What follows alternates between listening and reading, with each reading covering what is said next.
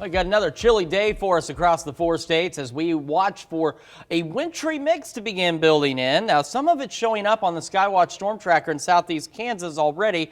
Not all of this is falling all the way to the ground just yet, but that'll change as the evening progresses because we'll get a little bit colder and a little more of this moisture working in here, and then we'll see a little bit more of this actually begin to reach the ground. And here's the thing about the wintry mix is even though it's warm at the surface, the cold air way up in the sky is well below freezing. And so what we're getting is we're getting snow in the clouds that's falling, and as it gets closer to the ground where it's warmer, it begins to melt, but not all of it is melting, and therefore a wintry mix. We do have a winter weather advisory until 6 a.m. tomorrow here and until 10 o'clock tomorrow there. But as you see, the majority of our area is clear because we're really only expecting about a dusting out of all of this, and it'll be mostly on the grassy surfaces. The biggest impact it'll have is some of the roads could have some slick spots as we head through the evening, overnight, and into tomorrow morning. So here we are at 2 o'clock. And you can see we start to get the rain mixing in, and this is where I was talking about earlier about the wintry mix possibility. So the future track says it's warm at the ground level, so this is rain, but we could see some snow mixed in simply because it's so cold aloft. As we go through the evening, this rain and everything starts to soak in. As temperatures drop, the future track is able to make the determination that we're moving into more of a snow and wintry mix situation as the temperatures go down. The good news is, again, we're not talking about a major snowstorm or anything like that. Our first little snow of the season isn't going to be that much. Right now in Joplin, 39 degrees, feels like 34 with a south wind at 7 miles an hour.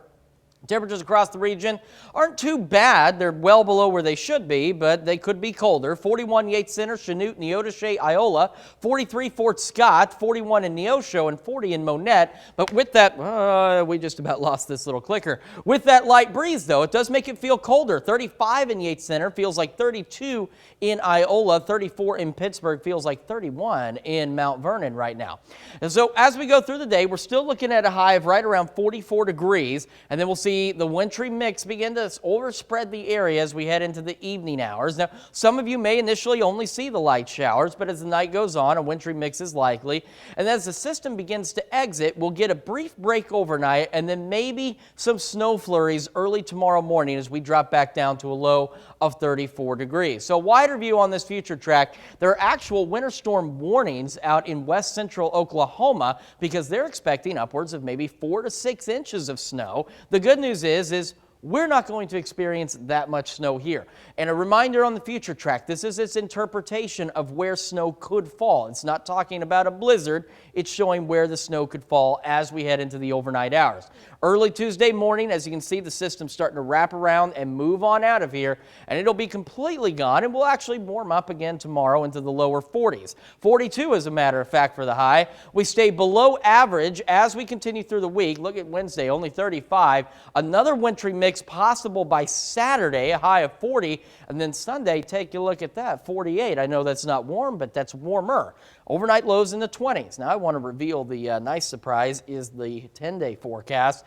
We start to return to average. I know you think about November, that seems like it's mild, but in all honesty, that's where we should be this time of year, is in the 50s to lower 60s, and we even have a shot of rain next Wednesday. So we will, after this cold snap, start to return to normal on temperatures as we head into the next week and to Thanksgiving week. It's hard to, gosh, it really is next week. It's hard to believe it's already here. I feel like it's still another couple of weeks out, but it's already here. My kids didn't believe it too. I told them they had one more full week of school and then they were off, and they're like, no, we've got more before that. Well, it's because... Well, you keep believing that. We have that unique situation too where we've still got a couple of weekdays of November left following Thanksgiving. I know. I think that's what's throwing me off. It's fallen a little early this year. It is. Yep. It is. All right. Thanks, Chris. We take this time